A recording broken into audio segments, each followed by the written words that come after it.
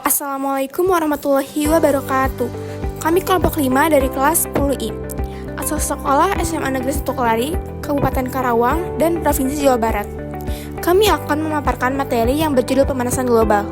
Video ini sudah kami konsultasikan dan dibimbing oleh guru kami yang bernama Bapak Yogi Ginanjar. Perkenalkan, nama saya Aura Puspalestari. Nama saya Cinta Zura Permata. Nama saya Happy Grace Mutiara Angel. Nama saya Melisa Nursyifa. Nama saya Muhammadul Mutakin. Nama saya Patrin San Kamil.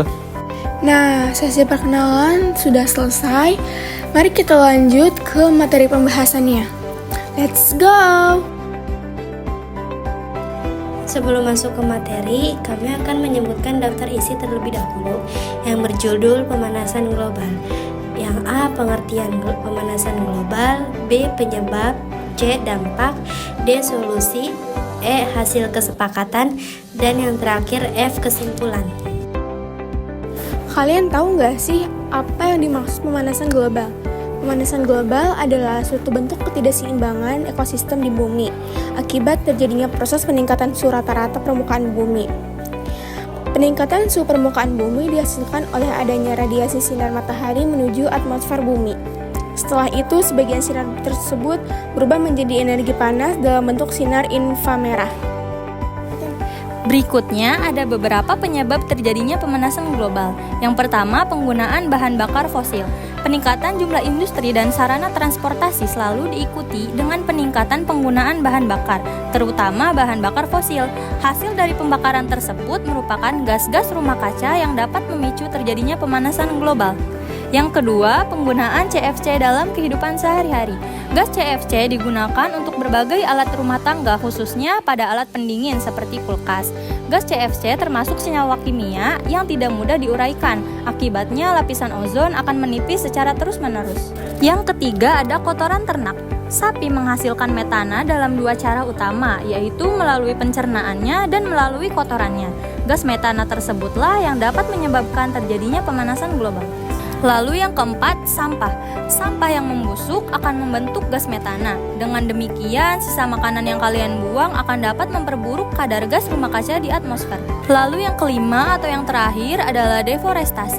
Deforestasi adalah bentuk kehilangan lahan hutan yang terjadi karena adanya peningkatan konsentrasi gas rumah kaca atau greenhouse gases yang menyebabkan kenaikan suhu udara global. Dampak pemanasan global. 1. Mencairnya es di kutub utara. Pemanasan global menghambat cepat pencairan es di kutub-kutub bumi yang pada giliran akan meningkatkan volume air laut. 2. Meningkatnya air di permukaan laut. Hal tersebut disebabkan oleh bongkahan es yang pecah dan terbawa aliran air laut yang nantinya akan mencair di laut. 3. Perubahan iklim. Aktivitas manusia telah menjadi penyebab utama perubahan iklim, terutama akibat pembakaran bahan bakar fosil seperti batu bara, minyak, dan gas. 4. Punahnya flora dan fauna. Hal tersebut disebabkan rusaknya keseimbangan ekosistem akibat perubahan iklim. Solusi mengatasi pemanasan global. 1. Mengurangi konsumsi daging dan mengganti dengan sumber nabati. 2. Penanaman hutan atau reboisasi.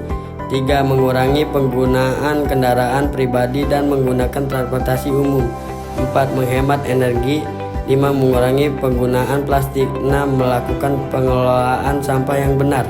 7. Melakukan aksi menjaga alam dan lingkungan. Lanjut kepada pembahasan materi hasil kesepakatan dunia internasional. Yang pertama, Intergovernmental Panel on Climate Change. Badan ini berperan penting dalam upaya meminimalkan dampak dari pemanasan global karena IPCC dibentuk sebagai reaksi untuk mengurangi penggunaan gas rumah kaca. Selanjutnya ada Protokol Kyoto. Protokol Kyoto adalah suatu persetujuan internasional yang merupakan penjabaran lebih lanjut dari Konvensi Kerangka Kerja PBB mengenai perubahan iklim, yaitu Konferensi Tingkat Tinggi Bumi. KTT Bumi dilaksanakan di Rio de Janeiro. Negara yang berpartisipasi menyetujui untuk membuat perjanjian dengan tujuan mengurangi gas-gas rumah kaca. Lalu yang ketiga ada Asia Pacific Partnership on Clean Development and Climate yang disingkat sebagai APPCDC.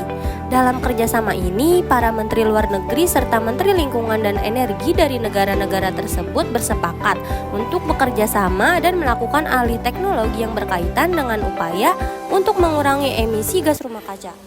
Berikut yang keempat atau yang terakhir adalah Sustainable Development Goals, yaitu tujuan pembangunan berkelanjutan, merupakan kesepakatan pembangunan baru yang mendorong perubahan ke arah pembangunan berkelanjutan berdasarkan hak asasi manusia, kesetaraan untuk pembangunan sosial, ekonomi, dan lingkungan hidup.